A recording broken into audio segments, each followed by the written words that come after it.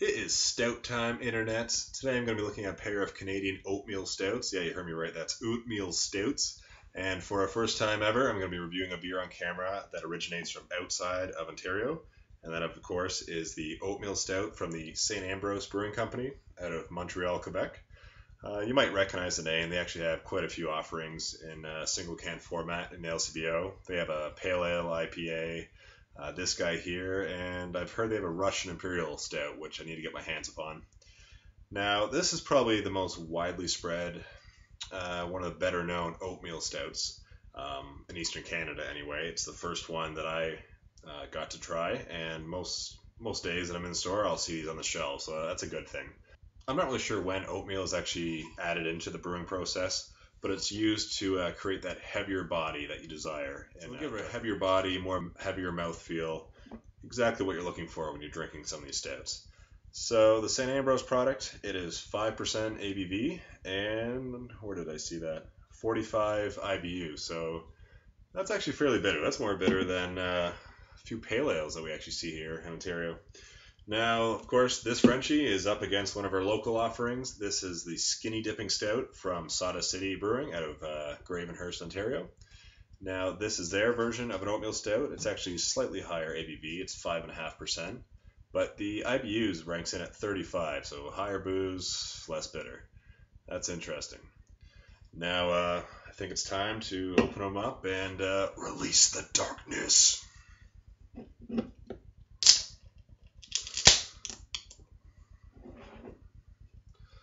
All right.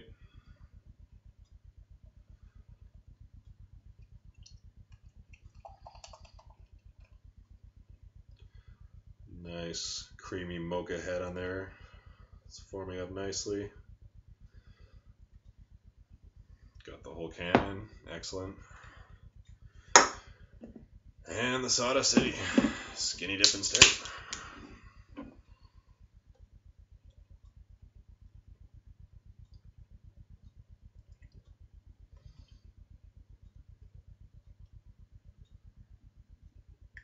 Interesting. Not as much of a head formed on that one. I'm surprised. Alright, so appearance-wise, this is exactly what you want to see when you're pouring a stout, especially an oatmeal stout. Nice black, deep color. The head is a frothy mocha head, big bubbles. That is a very appetizing beer. You know, I've been kind of been on a bit of a pale ale IPA bender the last few months, these warmer months, and this is my style of beer. This is what a beer is supposed to look like. Generally, I stick to this style, you know, your stouts and your porters in the colder months of the year, but hey, nothing wrong with this. All right, comparison, the Sawdust City. A lot of bubbles going on in that glass. It looks almost like Coca-Cola. I want to say there's a bit more brown in there. Seeing a bit of light through it just at the fringes, but it's still quite a dark beer. Disappointing with the head, though, not a whole lot formed. All right, let's see what they smell like. And I'm getting it on my nose. Rich. Definitely getting chocolate on the nose. It's more of that bitter, like baker's chocolate, opposed to your sweet milk or like sugar chocolate. Roasty, bit of coffee. It smells great, guys. And the Sawdust City.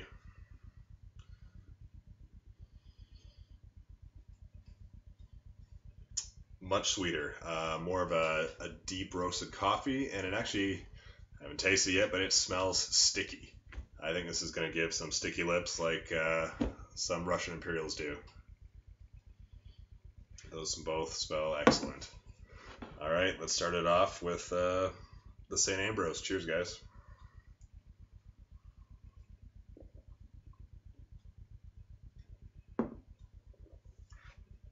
Smooth, very smooth starting off. Not getting the chocolate so much, and I'm getting like an espresso bean kind of bitterness. And after the initial sip, it really builds up in the back of your palate. Very easy drinking. Leaves you with a bitter coffee-like notes. Oh man, I could drink this all day. the one of many things that the St. Ambroise product has going for it. It's only $2.80 a can. So that's about 50 cents cheaper roughly than the Sawdust City product, which you can only buy at the moment at their own brewery. But I hear it's a possibility that we'll be seeing this beer here in either LCBOs or beer stores in the near future, so who knows. So let's give it a try. See if it's worth the shelf space. Cheers.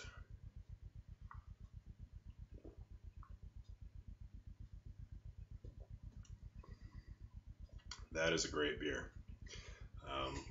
Body-wise, interesting, because this is actually 0.5% higher ABV than the St. Ambrose. I would say the St. Ambrose actually has a heavier mouthfeel or body than the Skinny Dipping Stout. That's not to say this is a bad beer by any means. Makes it very enjoyable, very easy to drink.